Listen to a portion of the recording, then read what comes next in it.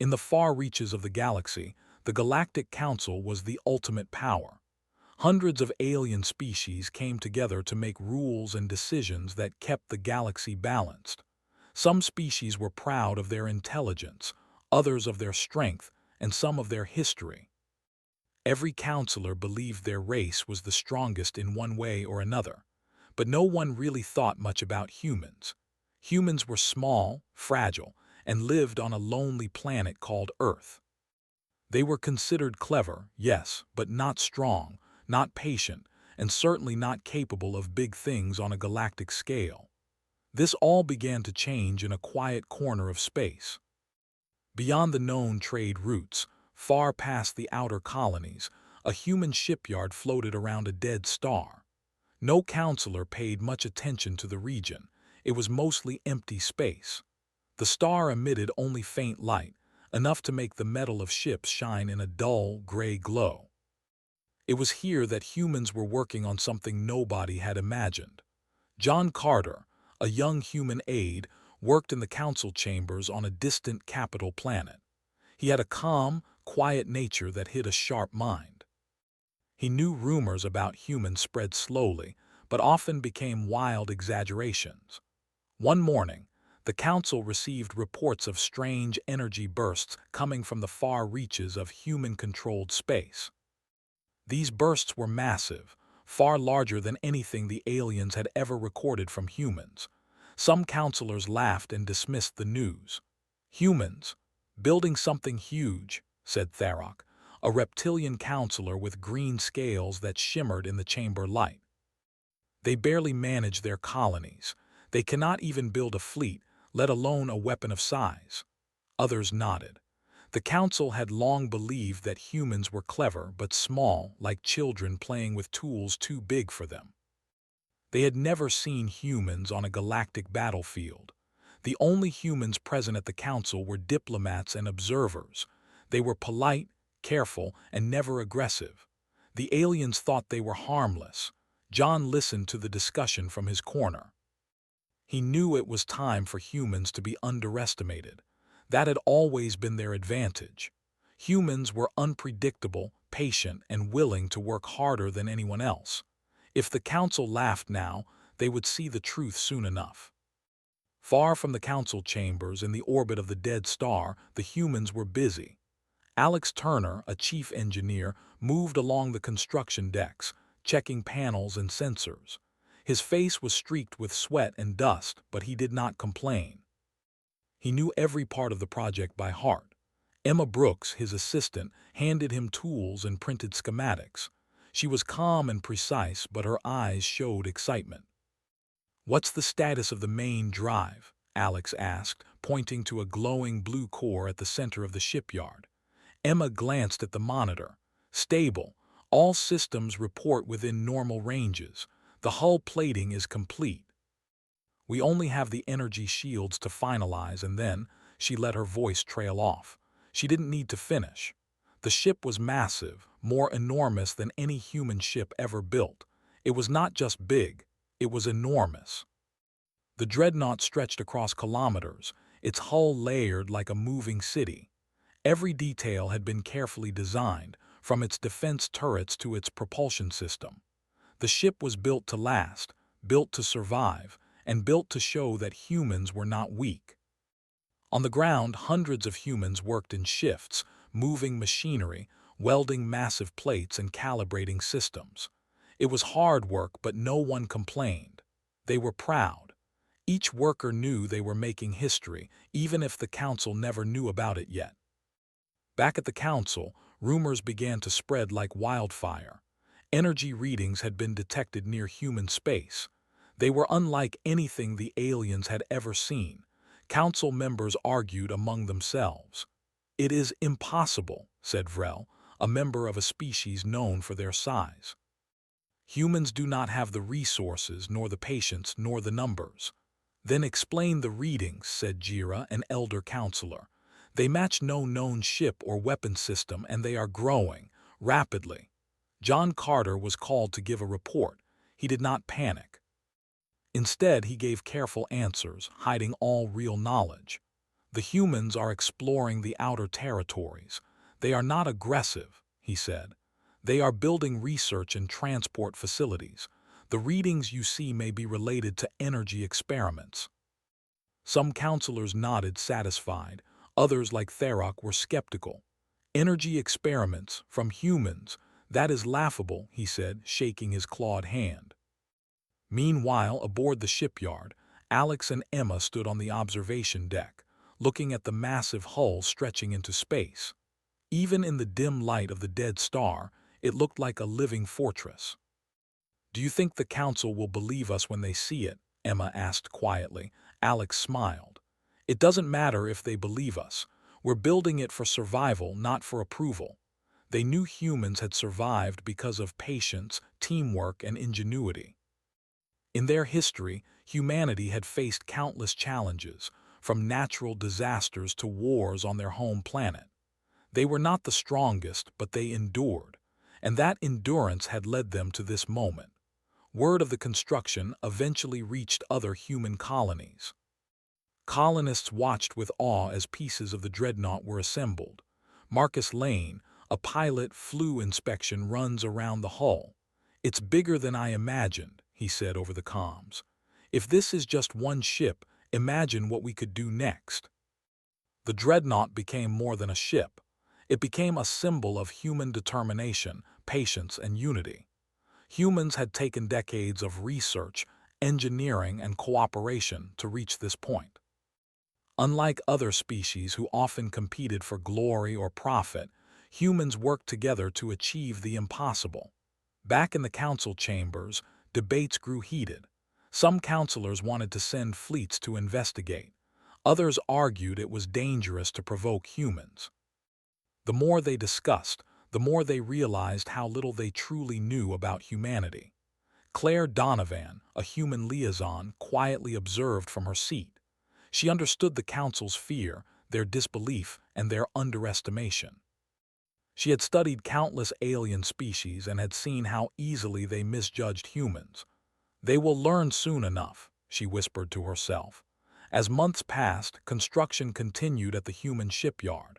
The Dreadnought grew piece by piece. Every day, workers pushed forward, overcoming technical problems and logistical challenges.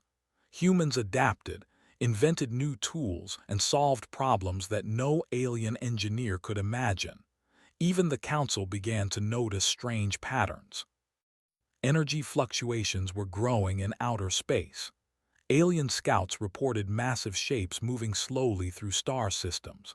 But when council members asked for explanations, humans gave careful, non-threatening answers. They did not want to start a war. They wanted to survive, to show strength, and to make their presence known in a galaxy that often dismissed them. At the same time, humans in the shipyard shared stories. They spoke of Earth, of the long history of their people, of wars fought with nothing but courage and determination. These stories inspired workers and reminded them why they were building the ship. It was not just metal and energy. It was hope, endurance, and the proof that humans could achieve what others thought impossible. By the end of the first year, the Dreadnought was more than half complete. Its size and power were becoming impossible to hide. Even distant sensors picked up the energy readings. Rumors in the council grew louder. Whispers of fear, curiosity, and respect began to mix. Some aliens began to wonder, had they truly underestimated humans? John Carter watched the council's debates with quiet satisfaction. Humans were underestimated again. And soon, the galaxy would see what patience, teamwork, and determination could build. Far from the council chambers, under the pale light of the dead star, Alex Turner and Emma Brooks continued their work. They were tired, covered in dust and sweat, but proud. The Dreadnought was more than a ship. It was a statement.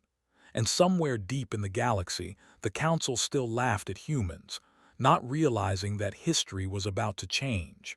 The Galactic Council could not ignore humans any longer. Reports of unusual energy readings had increased over the past months. Every system near the human frontier showed signs of massive power surges.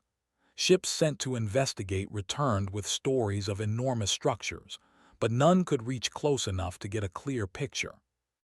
The humans had built a massive shipyard in deep space, and they were working silently, steadily, without making threats or announcements. Claire Donovan, the human liaison, received a summons from the Council. The Council wanted humans to explain these readings in person.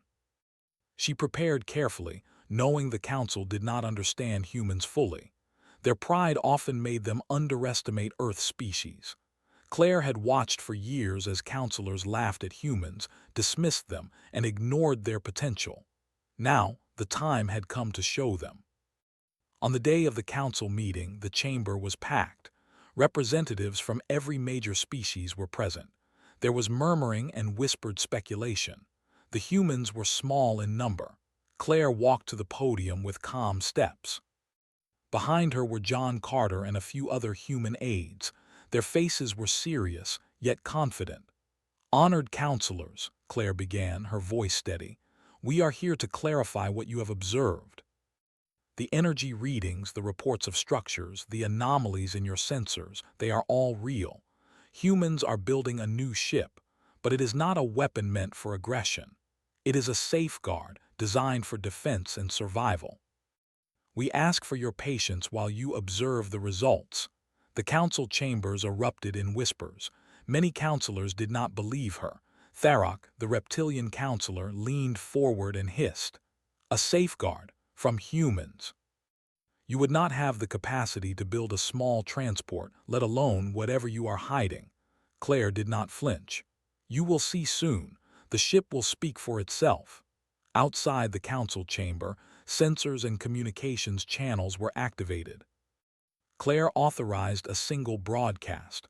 Across the galaxy, screens lit up with a view of space near the human frontier. At first, there was nothing but the dim glow of the dead star. Then slowly, a shape appeared. It was enormous. The Dreadnought emerged from hyperspace, moving with a grace that no one expected. Its hull stretched for kilometers. It had layers upon layers, each armored and reinforced. Turrets, energy emitters, and defensive arrays covered its surface. Its sheer size made nearby planets look small in comparison. Counselors gasped. They had never seen a vessel like this, not in all their recorded histories. "Impossible," whispered Vrel, the giant species counselor. "No race could build such a thing. And humans, they are not that patient." But humans had patience. They had learned long ago that great achievements required time, effort, and unity.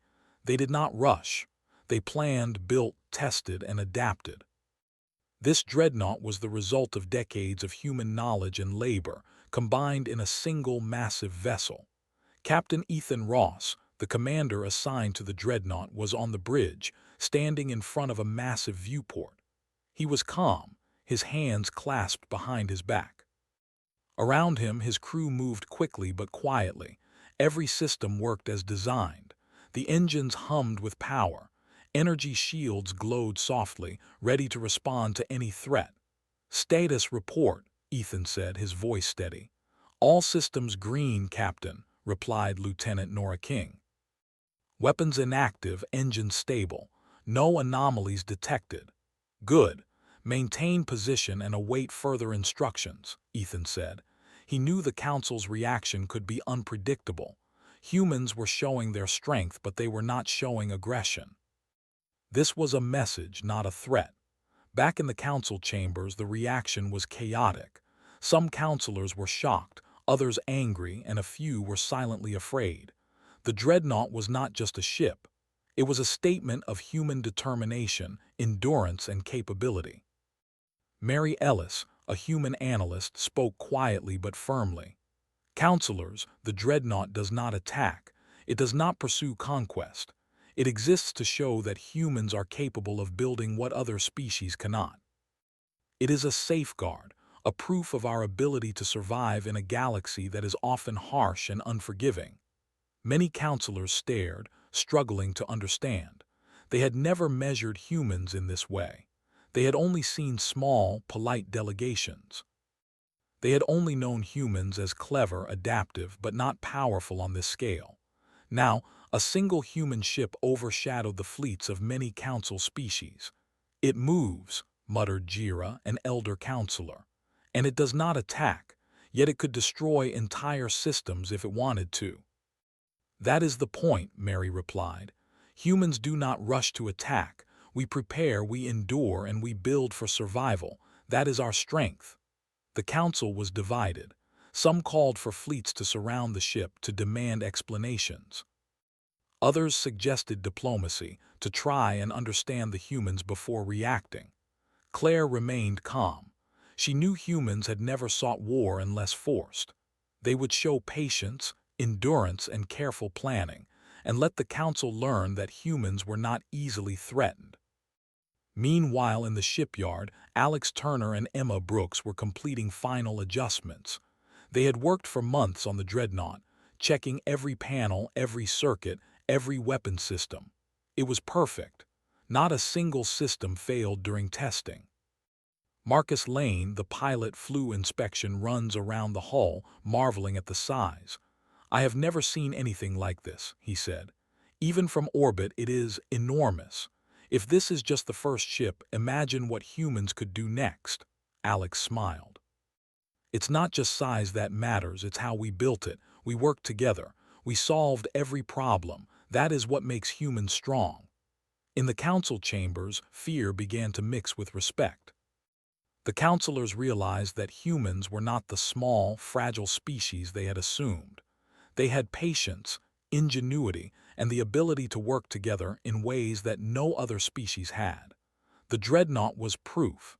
Some counselors tried to hide their fear with anger. "This is a threat," Tharok said, slamming his claw on the table. "We cannot let humans do this unchecked." "Unchecked?" Claire asked calmly. "It is not a threat. The ship does not move toward you. It does not attack. It exists. That is all. You fear humans because you underestimated them." The room fell silent. Claire's words were simple, but they hit the truth. The council had assumed humans were weak, incapable, and small-minded. Now that assumption was shattered. Captain Ethan Ross received a message from Claire. "Maintain position, do not respond to provocations," she said. "Let them understand." Ethan nodded. "Understood, we will not engage unless attacked." Hours passed. The Dreadnought remained in orbit, visible across communications channels. Alien sensors tracked it, measured it, but could not fully comprehend it. The ship was not just large. It was designed with ingenuity that only humans could apply. Systems overlapped, redundancies covered every angle, and defensive measures ensured survival against threats no one could imagine. Back in the council chambers, debates raged. Some counselors argued for containment, fearing that humans might build more ships. Others argued for patience and diplomacy, realizing that attacking or provoking humans could be disastrous. John Carter watched quietly. He knew humans had won the first battle of perception. The council had assumed weakness, but the Dreadnought proved that humans could endure, adapt, and achieve what no one else could. Claire Donovan addressed the chamber again. "Humans have built this ship to survive, not to attack. We have a history of surviving impossible challenges on our planet. This ship represents that endurance, that determination. It is not a weapon of conquest. It is proof that humans can achieve what others believe impossible." Some counselors nodded slowly. Others stayed tense. The Dreadnought was a turning point. The galaxy could no longer dismiss humans as a minor species.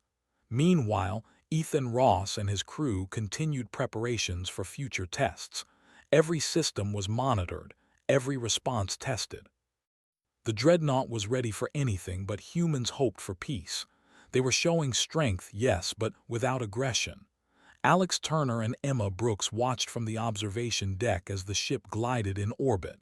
They were tired but proud. "We did it," Emma said softly. "They will never look at humans the same way again," Alex nodded. "It's not about fear, it's about respect. Humans earn respect through endurance, patience, and the ability to work together." As night fell on the dead star, the Dreadnought remained in orbit, a silent giant. Across the galaxy, the Council debated, feared, and slowly began to understand. Humans were different than they had thought. They were not reckless or aggressive by default. They were patient, enduring, and capable of unimaginable achievements. The broadcast ended. The Dreadnought returned to silent orbit around the star, but the message had been sent. The Council would never underestimate humans again, and somewhere deep in the galaxy, Claire Donovan smiled quietly. Humans had shown their strength without firing a single shot. The galaxy would have to adapt to their presence. The Dreadnought existed, and that was enough. After the unveiling of the human Dreadnought, the Galactic Council was in chaos. Whispers spread like wildfire. Counselors argued in hushed tones, pacing the grand chamber, their alien voices rising and falling with tension. The humans, small and calm, watched quietly. They understood that the council had never faced anything like this before. John Carter, the young human aide, observed the council from his seat. He knew their fear and disbelief were natural. For centuries, humans had been underestimated. Other species assumed humans were fragile, weak, and easily intimidated. But the Dreadnought had shattered that assumption. Suddenly, the small species from Earth was a force no one could ignore. Vrel, the towering counselor, was the first to speak aloud. This is unacceptable. Humans cannot be allowed to build ships like this without limits. What is next? A fleet that can destroy planets. His voice trembled with a mixture of fear and awe. Claire Donovan, standing beside John, spoke carefully. Counselors, humans have not attacked anyone. We have not threatened anyone. The Dreadnought exists to protect our people, not to conquer. It is a safeguard, that is all. Some counselors muttered, but others shook their heads. They were not ready to accept this. Humans, in their small numbers, had achieved something that seemed impossible. A single ship, yet larger than fleets of many species combined, and powerful enough to defend an entire system. Safeguard or not, Tharok hissed, his claws tapping on the table, this is a threat by its mere presence. No species should possess such power. Humans are reckless. Claire remained calm. We are not reckless.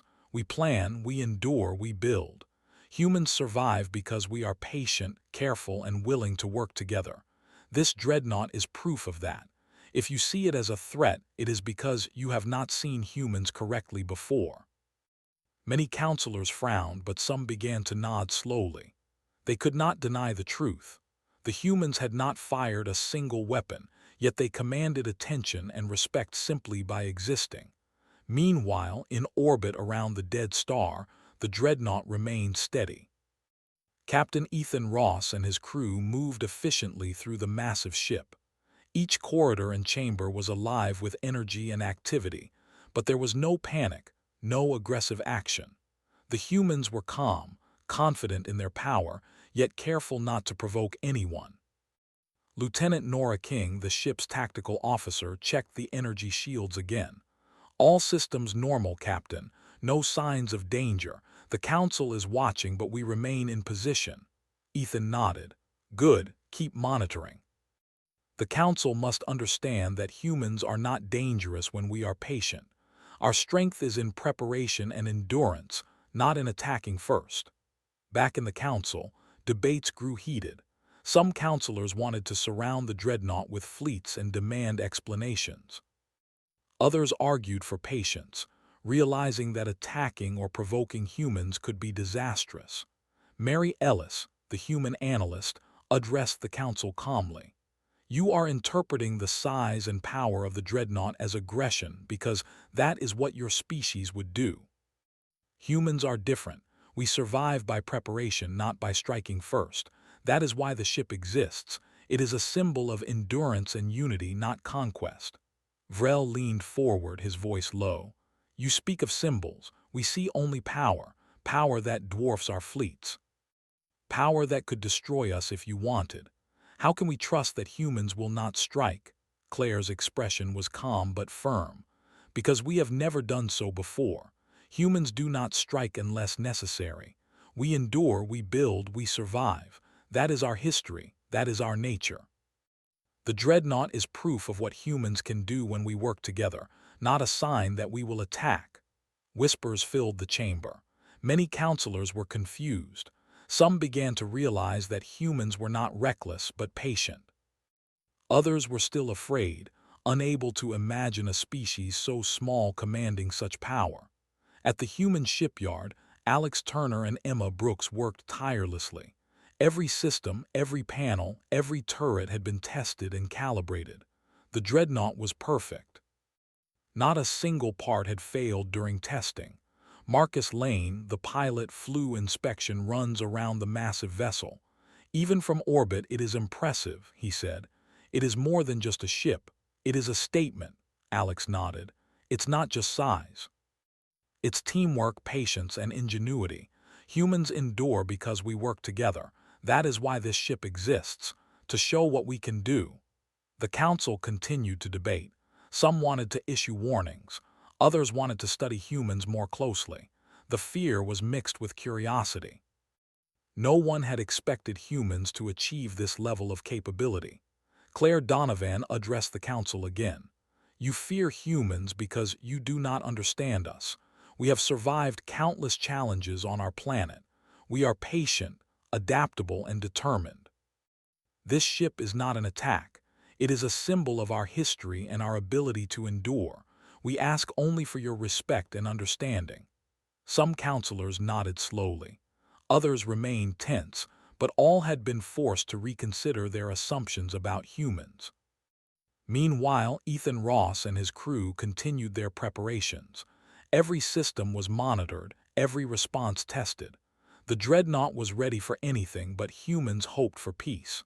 They had shown strength, but without aggression. Alex Turner and Emma Brooks watched from the observation deck as the ship glided in orbit. They were tired but proud. We did it, Emma said softly. They will never see humans the same way again. Alex smiled. It's not about fear, it's about respect. Humans earn respect through endurance, patience, and the ability to work together. In the council, some members slowly began to understand. They had feared humans because they had assumed the worst. Now they were learning that humans were patient, clever, and capable of long-term planning. The Dreadnought was not just a weapon. It was proof that humans could endure and achieve what no other species could. Hours turned into days. The Dreadnought remained in orbit, a silent giant. Alien scouts measured it, tracked it, and reported back, but no one could fully understand the complexity and power of the ship. Humans had built something that combined technology, endurance, and teamwork in ways that no other species could imagine. The council finally voted to send a delegation to meet the humans in person. Some feared provocation, but others wanted to understand this species better. They realized that humans had changed the balance of power simply by existing. John Carter prepared the human delegation. Claire Donovan led the team, with Ethan Ross, Alex Turner, and Mary Ellis accompanying her. They were calm and prepared to show the council that humans did not attack, that humans survived and built, and that humans were not reckless. As they prepared to depart, Ethan Ross addressed his crew. Remember, we show strength without aggression. We endure, we work together, and we act with patience. That is what makes humans strong. The crew nodded. Every member understood the mission. The Dreadnought was a symbol of human history, endurance, and capability. It was not a weapon of conquest, but a proof of what humans could achieve when they worked together. Across the galaxy, the council awaited the delegation. They were still wary, but curiosity and respect were growing. Humans had shown that they were not to be underestimated. They had patience, endurance, and ingenuity. They had built the impossible. The arrival of the human delegation marked the beginning of a new understanding. The council would no longer see humans as a small, weak species. They would see humans as capable, patient, and enduring. They would see that humans survived through preparation, teamwork, and careful planning. And deep in orbit around the dead star, the Dreadnought remained, a silent giant. It did not attack. It did not move without orders. It existed to show the Council and the galaxy that humans were a force unlike any other. The Council would learn, slowly and carefully, that humans were not reckless. They were patient, enduring, and capable of building what no other species could. And the Dreadnought was the first proof of that truth. As night fell over the dead star, the humans aboard the Dreadnought looked out at the stars. They had shown their strength without firing a single shot. The galaxy would have to respect humans from now on. The fear, respect, and misunderstanding would continue, but humans were ready. They had survived challenges before. They would survive this too. The council chambers were tense. After weeks of observing the human dreadnought and hearing the explanations from the human delegation, the alien counselors were still debating. Some were afraid.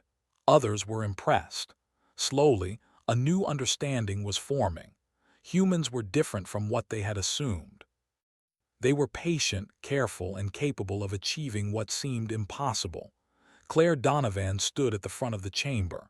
Her calm presence drew the attention of every counselor. "Honored counselors," she began, "you have seen the Dreadnought. You have heard our explanations. Humans have never attacked anyone without reason. We do not seek conquest. Our strength is in preparation, endurance, and teamwork. This ship is a reflection of that strength. It exists to protect, not to destroy." Some counselors nodded. Others muttered among themselves. It was difficult for them to admit, but the humans were proving that their species was capable of something no one else had imagined. John Carter watched quietly from the side. He had anticipated this moment for a long time. Humans had always been underestimated, but now the truth was undeniable. The Dreadnought existed. Its presence demanded respect. Captain Ethan Ross stood with his crew in the chamber. His calm demeanor and measured words gave confidence to the counselors. "We understand that our ship may seem threatening," he said, "but humans do not act recklessly. We prepare, we endure, and we work together. That is our way. The Dreadnought is proof of what humans can do when we act as one." The council was silent. Even the most skeptical members could not deny the logic. Humans had survived challenges for millennia on their home planet. They had built this massive ship with patience, skill, and teamwork. They were not reckless or aggressive. They were capable of achieving the impossible. Vrel, the towering counselor, finally spoke. His voice was low but firm. This is remarkable. Humans have done what no other species has done. And yet you have not attacked us. You have not threatened us. You simply exist, and that existence demands respect." Claire nodded. "Yes, humans survive because we are patient and careful. We do not strike first. We endure, that is our strength, and that is why the Dreadnought exists." Tharok, still tense, leaned forward. "You speak of endurance. But what if humans continue to build more ships like this? What if one day you decide to dominate the galaxy?" Mary Ellis, the human analyst, replied calmly. "We build not to dominate but to survive. Humans do not seek power for its own sake. We seek preparation, safety, and endurance. This Dreadnought is a symbol of that. We hope that it shows you that humans can achieve what no other species can without aggression." Slowly, the counselors began to understand. Fear was still present, but respect was growing. Humans had proven that they were capable of great achievements, not through aggression, but through patience and teamwork. The Dreadnought had changed the way the galaxy viewed humanity. Outside the council chambers, the Dreadnought remained in orbit around the dead star. Its massive hull reflected the faint light of the distant sun. Captain Ethan Ross and his crew continued to monitor all systems. Every shield, every weapon, and every propulsion system was functioning perfectly. The ship was ready for anything, but humans did not seek conflict. Alex Turner and Emma Brooks walked along the observation deck. They had overseen the construction from the beginning, and now they watched as the ship they had built became a symbol of human endurance and ingenuity. "It's incredible," Emma said softly. Even the Council is starting to respect us. They finally see that humans can do what no one expects. Alex nodded. It's not just the ship. It's the patience, the teamwork, the way we endure. That's what makes humans strong. The Dreadnought is proof, but the people who built it are the true strength. Marcus Lane Flew Inspection runs around the ship, marveling at the scale. I never imagined humans could do this, and yet here we are. The Council can no longer ignore us. The Council continued its discussions. Some species still feared humans, but the majority began to accept the truth. Humans were not reckless. They were patient, enduring, and capable of incredible achievements. The Dreadnought had changed the balance of power, not through force, but through presence and preparation. Claire Donovan addressed the Council one final time. You have seen the Dreadnought. You have heard our explanations. Humans do not seek to dominate, but to survive. We endure because we are patient, because we work together, and because we plan for the future.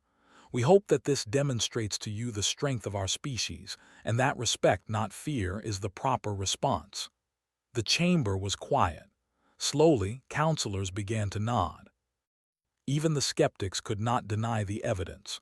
Humans had proven their capabilities without firing a single shot.